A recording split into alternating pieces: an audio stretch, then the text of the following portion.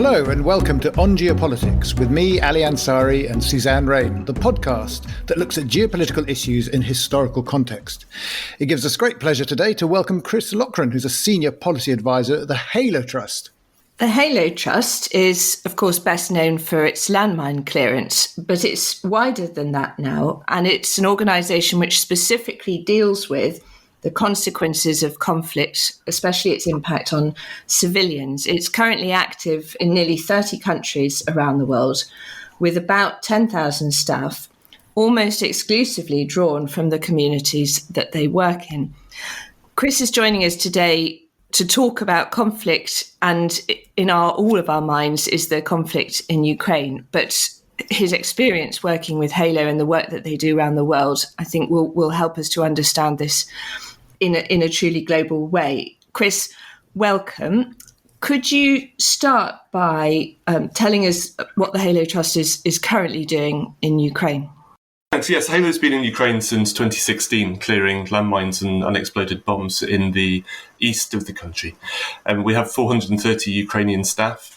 Currently, many of them are supporting the distribution of humanitarian and medical supplies and risk education messages to bomb shelters and other places so people can know the dangers of unexploded bombs and hopefully keep them safe, particularly children. I think one of the most interesting things and helpful things, though, that Halo's done is launch a digital campaign to get these risk education messages out on Facebook, on Twitter, on TikTok, on all platforms. And in doing that, we've reached well over 16 million Ukrainians. So we hope in the immediate term that will help keep them safe. And in the longer term, our firm hope and intent is to get back to our core work as well of clearing the extensive contamination from rockets, mortars, missiles, projectiles, everything that you've seen in the harrowing news that's going into urban areas and also in rural areas as well.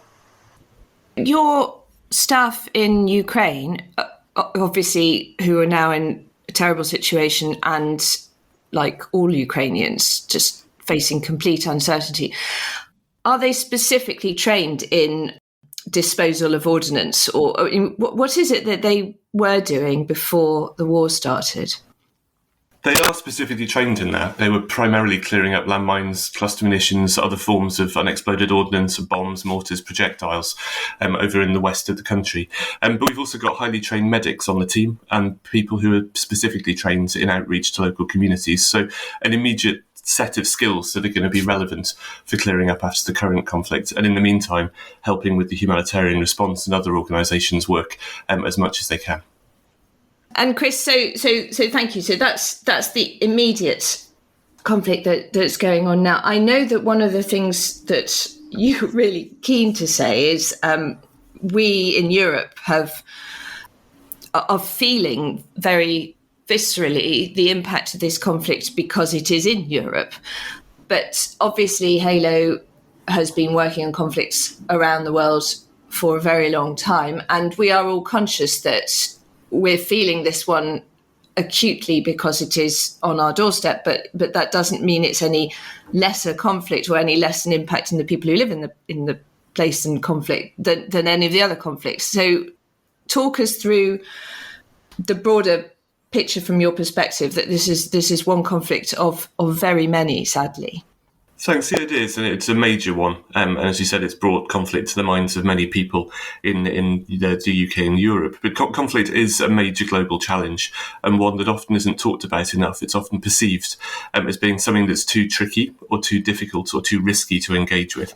But actually, the cost of not engaging with conflict is huge. So there's around 30 to 40 active conflicts, more countries involved in conflicts around the world, mainly cross-border, complex, often involving non-state armed groups, often involving improvised explosive devices and IEDs. But the cost of conflict to the world is measured very much in human cost, but also in economic and environmental cost. So on the human side, the World Bank estimates that by 2030, 2/3 of the world's poor are going to be living in fragile and conflict-affected states. Right now, conflict also drives 80% of humanitarian need. So you've got to take conflict seriously if you want to address major human challenges in fragile states. And on the economic side, it's roughly, the cost of conflict is around $14.5 trillion a year, and that's 10% of the world's economic activity. So it's not just a human cost, but the economic cost, and increasingly the environmental cost of conflict, and also the environmental impact of climate change driving conflict. I was very struck, actually. I mean, that you said you've been working in Ukraine since 2016, because, of course, for many people, we've only just become suddenly accustomed to the fact that there's a conflict going on, but it's been obviously simmering on for some time. And but we've largely been sort of like sheltered from it. And also in terms of the other conflicts, I mean, you were saying there are 30 to 40 active conflicts, again, which are not really at the forefront of our imagination at the moment. But, of course, Afghanistan is a very serious problem, isn't it? And you're continuing your work there. Absolutely. Afghanistan, a long-running, high-profile conflict that was rightly in the news for much of last year, particularly in the context of the NATO withdrawal.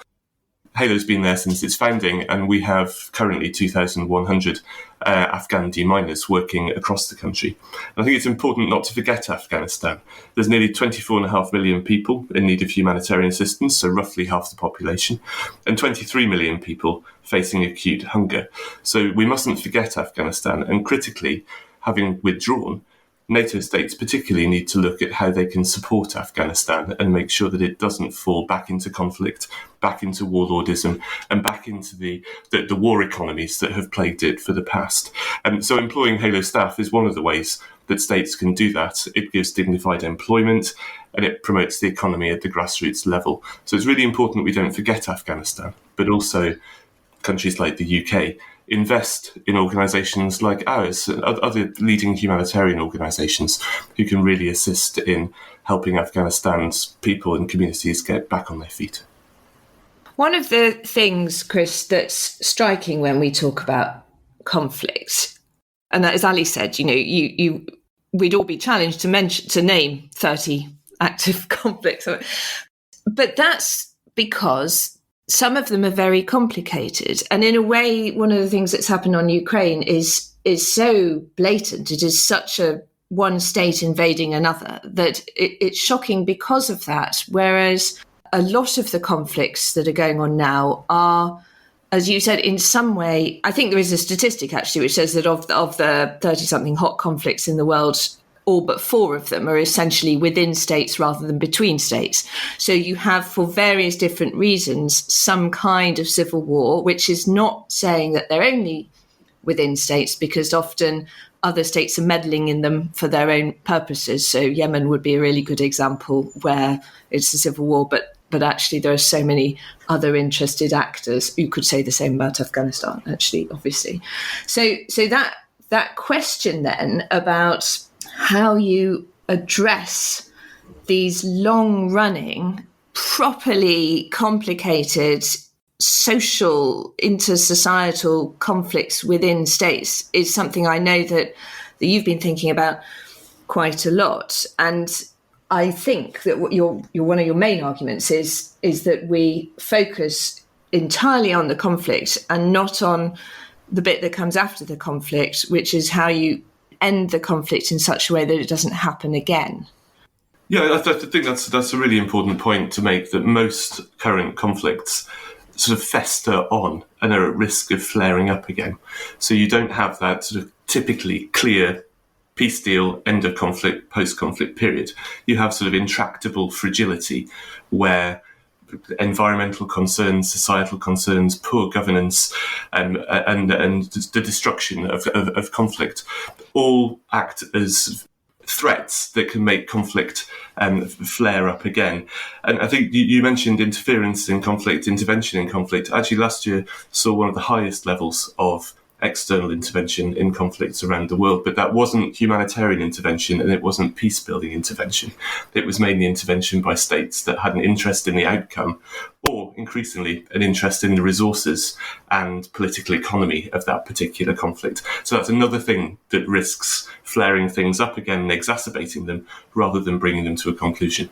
Can I ask, Chris, when you're operating in these, and Suzanne says a lot of these are sort of like what we would describe as almost civil conflicts. I mean, say if you're in Syria, are you operating in somehow with the cooperation of the Syrian government? I mean, how do you operate in these places? Halo's operational in northeast Syria, and it works with local partners there. there are some organisations active in Syria. It's very difficult, and frequently you end up as an organisation able to work in one part and not the other. And now, in the case of Afghanistan, Halo's able to work completely across the country. Previously, it was working in some areas controlled by the Taliban, others controlled by the government. And the main thing is to talk to parties to a conflict, explain why you're doing it, what you're doing, that it's humanitarian in goal, and critically to talk to the communities that you work with. Because without community consent, you can't get very much done very safely or easily, which is why it's so important for organisations like us that 98, 99% of our staff are from the communities that they're working to serve. Thanks, Chris. So what's the sort of connection between, in the sense, the aid that we're giving and the conflicts that are ongoing? How does that work? I think it's fair to say it probably doesn't work as effectively as it should. And that's an area that Halo has been calling for policy change in for quite some time, particularly in the UK. So if you look at the 43 countries with the highest poverty rates, are all fragile and conflict affected and or in sub-Saharan Africa.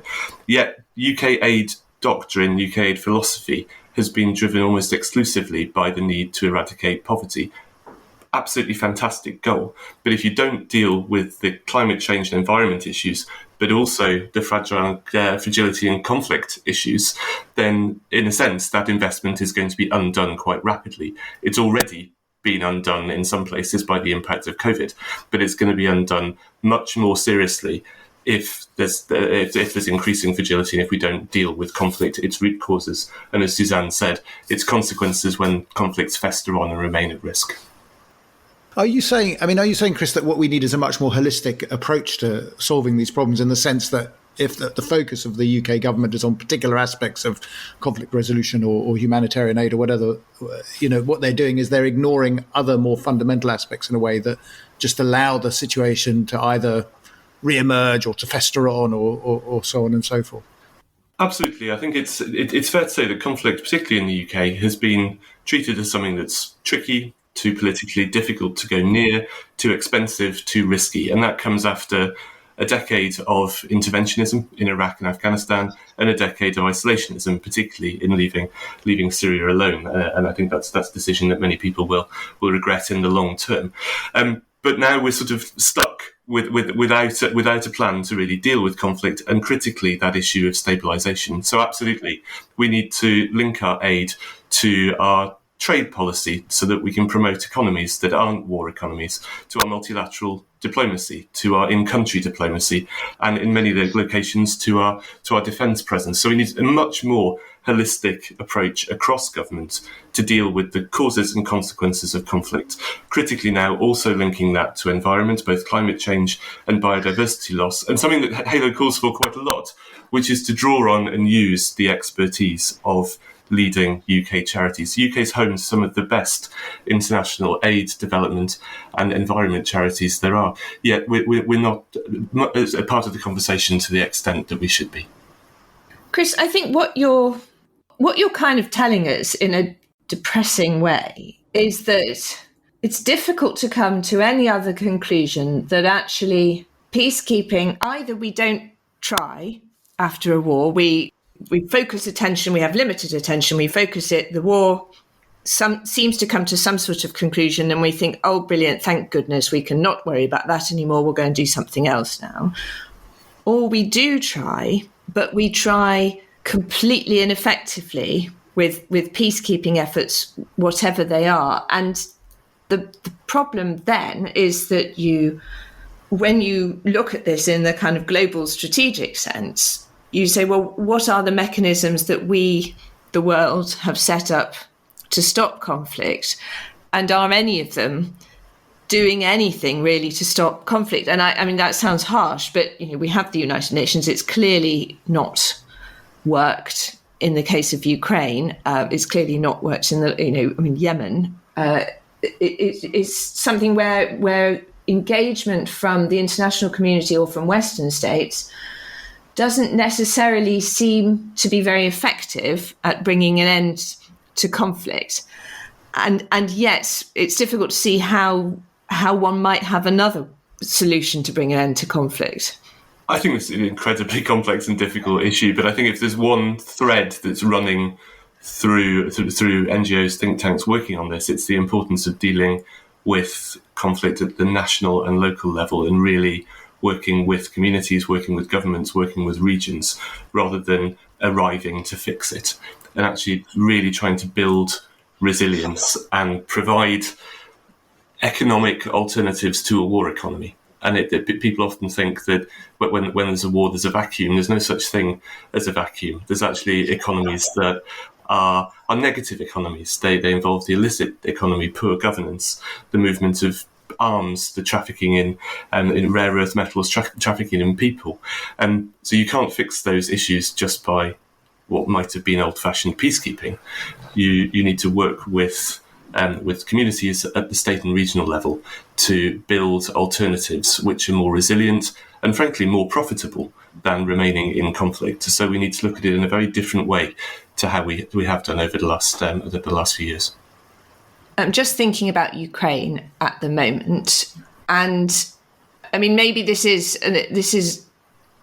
such a clear example of state aggression that those suggestions simply don't apply, because this is in the middle of the hardest part of the fighting, in a way.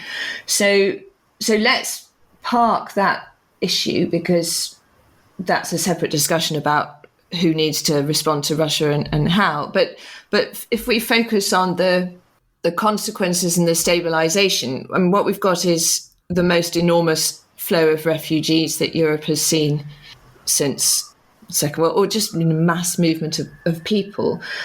What should be happening in your view now? You're right to say that Ukraine is different to many of the conflicts around the world. It is, in both its scale, intensity, and you said it's such a harsh invasion of a country in the way that it's happened. The mass movement of people in terms of scale is huge, but not actually uncommon in many other locations. But the question here is, what does the European neighbourhood do, and what does it need?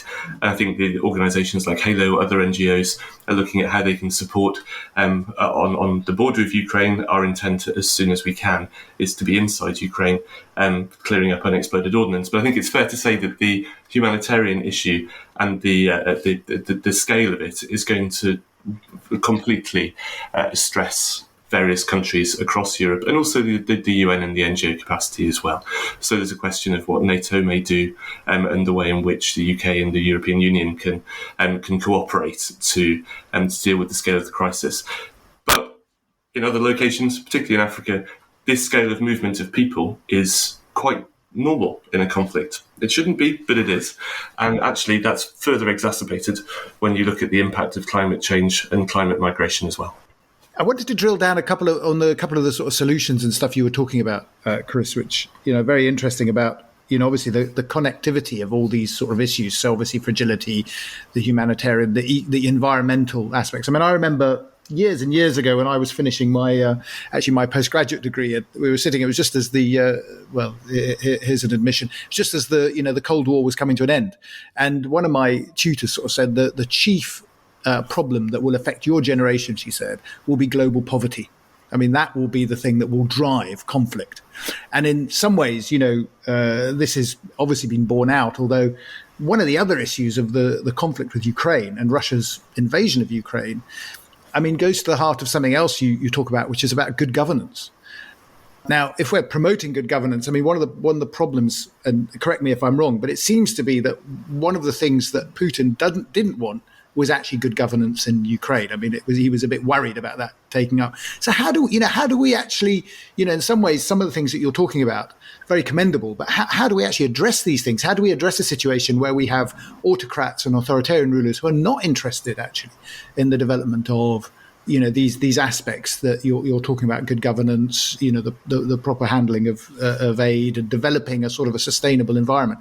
Here's Putin basically saying that actually the last thing I want is Ukraine to be, a stable democratic country, and I'm going to do everything I can to disrupt it. And presumably, there are other countries, obviously in the world, similarly led by authoritarian regimes, who are also quite keen to stop these sort of things developing. So, in terms of good governance, I mean, do you understand good governance to be really this sort of notion of developing sort of democratic accountability? is that what we're talking about? Or do you see it in slightly different ways? How do you manage it? How do we cope with this sort of the different political systems that populate our world? I think good governance is absolutely critical to what we're talking about. And again, Ukraine is almost a sort of unique situation there. But in many locations, good governance, fragility, conflict, and poor economic growth go together as a basket of issues. And this is what you really want to strive towards is this concept of positive peace. So not just an absence of conflict, but where you have good governance, growing economies, better environmental performance, but better societal cohesion. And actually, one of the ways of doing that is through trading relationships, and the way trading relationships can be structured between countries like the UK and others. And actually, incentivizing both good governance and equitable trade relationships, not exploitative trade relationships that can often actually fuel poor governance and as a consequence, fragility. So trade often not very popular in the aid world, I think it's fair to say, but actually the way trade is conducted and the way particularly countries like the UK approach emerging markets can actually help and promote good governance. And I think that the aid community really needs to embrace that discussion, but also not just look at aid as a sticking plaster that's going to fix some of these enormous problems and certainly not fix other people's problems for them, but actually look at the role of capital markets and look at the way economics itself can incentivize this concept of positive peace, democratic accountability and governance. And in countries like Angola, which was in a very tricky situation for very many years with poor governance, actually the government changed that, and it has incentivized different forms of foreign direct investment. It's worked closely with the IMF, and it's changed very many issues that had plagued the country with corruption and poor governance for many years. So it does show that the role of trade, the role of international relations, and incentivizing good governance and partnership, not exploitative relationships, can lead to good results. So what happens, what if someone raises the question and says, but Chris, we've been doing this with Russia. We've been doing it with China. We've been trading. We've been trying to build relationships. And look what's happened. I mean, it hasn't worked out as we thought. I mean, what would your response to that question be? Again, I think the issue of Russia is first and foremost in everyone's minds and massively important, but it's not the only relationship there is. And I think actually we need to look at the Ukraine situation and the Russia situation in a way slightly differently to many of the other countries that are much easier to work with and address, particularly in Africa, and that's some of the emerging economies of Africa, and the opportunities there to work in this way that I'm talking about don't need to be blocked by what's dominating the headlines in Ukraine. So I think that the key thing is to find, in terms of trading relationships, aid partnerships, environmental partnerships, particularly in Africa, countries that we can work with, as well as dealing with the crisis in Ukraine that needs to rightly be on the front pages of the newspapers and also an aid priority for all of us. What you're talking about is obviously desirable and laudable, but requires systemic reform, not just of the aid sector, but actually, as you say, of the way that the world governs itself to some extent. Because I think what you're talking about is this marriage of policies to deal with poverty with policies to deal with climate change and biodiversity loss, with policies to deal with the end of conflict, while at the same time being very conscious that the era when the West imposes its brilliant ideas on everybody else has passed, for the time being at least. And therefore this has to come from, exactly as you said, the affected countries themselves, but also be supported by countries who have typically played the role of spoilers in some of these areas. And obviously China and Russia are the sort of main ones that are always flagged at a time like that. But there are others who have different policies on climate change, who have different... All that seems a tall order. I know you have some thinking about timescales. Would you like to share those with us? Yeah, I will. And I think it's obviously the multilateral level always has spoilers. And it's important, as we saw in COP last year to get as far as you can. And there were some good commitments came out of COP26 in Glasgow right at the end, not exactly the ones we all wanted, but there were still good things there. So I think two things. One, work with that which is good. And secondly, sometimes you don't need consensus to start doing the right thing. We've seen that in the disarmament sphere over the years. Sometimes you just have to get on with it with those who are willing and able. So the first thought there. The second, in terms of timescales, we've got to think long term. So the issues that we're really focusing on here, climate, conflict, and the way trade and economics is done, are three of the trickiest issues that people tend not to want to pick up in the next election cycle. But actually they're longer than even the 2030 Sustainable Development Goals, probably even longer than the 2050 climate goals. What we're really looking at is a systemic change over the rest of the century, really, which is going to do things differently, deal with the massive issue resulting from global warming, the consequences of biodiversity loss, and a hugely growing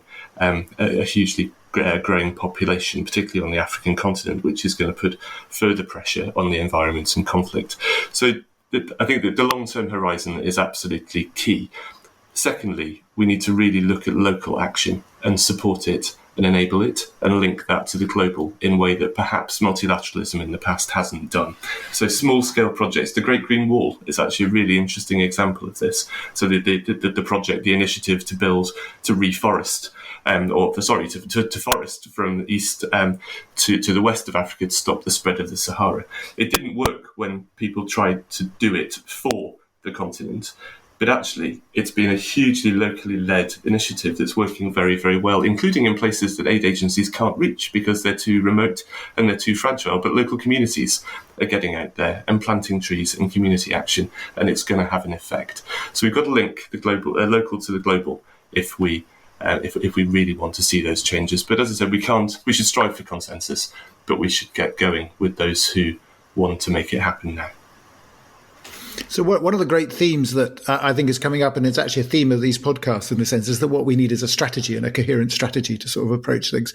And I mean, you're saying here that, we need to, as Suzanne was saying, a systemic change effectively, and something that's holistic and looks at things from the ground up again and sees how things link together effectively. I mean, one of our problems being, I think, in dare I say, policy-making circles. I mean, I hesitate to wade into that, but in certain policy-making circles is that we tend to look at things in the particular rather than the general in that sense, and things don't join up. And as a consequence, things, as you say, fester on because we're ignoring, some of the consequences of what we do. I was reading Tom McTague the other day, who was venturing to suggest that what Ukraine teaches us is that we can't rely on structures that we set up after the Second World War lasting forever in the same form and continuing to do the things that we set them up for. And it may be that we reach a stage where we say we need to look again at what these organizations do and how they do it, and maybe we need to renew them or refresh them or reshape them for the challenges that we now have, because they self-evidently have not enabled us to prevent a significant conflict with significant loss of life in Europe. And that should be a wake-up call, if nothing else is, I think. But Chris, the other point that I've drawn from what you're saying, and you say it very compellingly, is about not walking away when the hot conflict finishes. And you could argue, of course, that is sort of what we did in Ukraine from 2014 onwards. We thought, well, that's sort of over and nobody's very happy, but we'll just deal with something else now. But in fact, nothing is resolved if the factors that have caused the conflict in the first place remain in place. I think you're absolutely right there, and I think we talk about sort of the silos and reform of systems, very very frequent topics in policy discussion. I think we do need to always look at how multilateral institutions can evolve and be fit for purpose, also knowing that they're never going to be perfect and they take a long time to reform. But I think what we can do, particularly in the UK, in international policy, is stop siloing it in government and stop treating it as silos in civil society, NGO and policy spheres. We must be more holistic. The UK promised that in its integrated review. It's yet to deliver it. So the concept's right, but it needs to deliver it. It needs to be more joined up on the issues of conflict. It needs to bring trade into the equation, as I've said repeatedly, and it needs to fund it. And it needs to fundamentally look at poverty reduction in aid as part of a much bigger system that really must be tied together. But one of the biggest drivers in this that I think is, and I've said it earlier on, but it's the role of the private sector and the city. And what we've seen there is a big shift and a big change towards the environment, the societal, the governance, the ESG type approach, based on a city and a client base and public that expect trade and prosperity to do the right thing. And I think that's an incredibly compelling and powerful driving force that can't be left out the equation. So we've got to look at the way trade is done, the way trade is conceptualized internationally, domestically, and really harness the power of that. Otherwise, we're just talking about aid in a silo or defense in a silo. If we're talking about the way international trade economics works in a way that's values-driven, sustainable, dealing with planetary issues, promoting good governance, and actually also helping to end and alleviate poverty, we've got a huge driving force that can actually be the engine of that system change. As somebody put it, aid is the yeast, the economy is the flour. If you're baking, we need to really embrace that.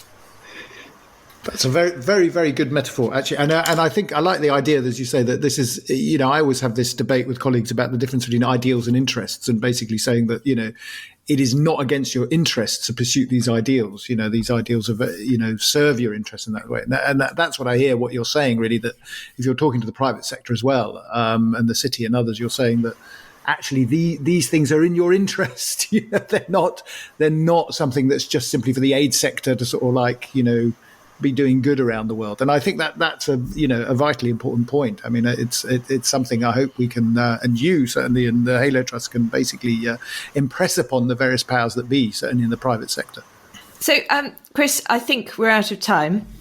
Thank you very much for joining us today. You've given us an ambitious agenda, an ambitious but very serious and important agenda that it is right that you should set out, because it's really important as we face conflicts on our doorstep that we recognise that this is a problem all around the world all the time for so many millions of people, and we do need to think of different ways to address it. So thank you for joining us, Chris. We very much appreciate it, and join Ali and I in a couple of weeks' time for the next one. Thank you. Bye-bye.